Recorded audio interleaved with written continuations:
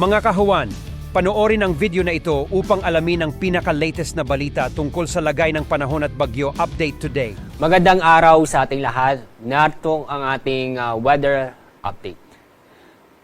Fair weather po tayo sa Luzon, kung saan ay makakaranas ng bahagyang maulap hanggang sa maulap ang kalangitan. Pero may tsansa pa rin po sa hapon ng gabi ang mga isolated na mga pag-ulan dahil sa thunderstorm. Fair weather din po sa Visayas at sa Mindanao, kung saan makakaranas din ng bahagyang maulap hanggang sa maulap ang kalangitan, maliban lang po sa mga isolated na mga pag-ulan sa bandang hapon o sa gabi. Mula sa latest image ng Himawari, inyong makikita, walang low pressure area o bagyo sa loob ng ating Philippine Area of Responsibility.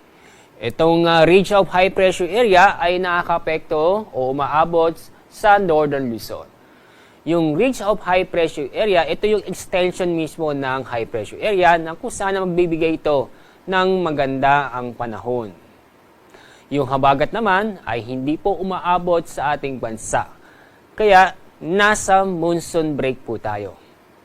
Itong ridge of high pressure area ay inaasahan po natin bukas ay patuloy pa rin iiral sa Northern Luzon.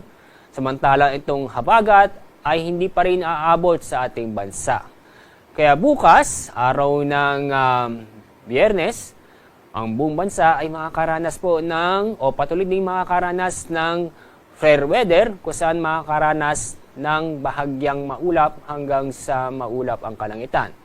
Pero asahan pa rin natin ang mga isolated na mga pag-ulan sa hapon o sa gabi.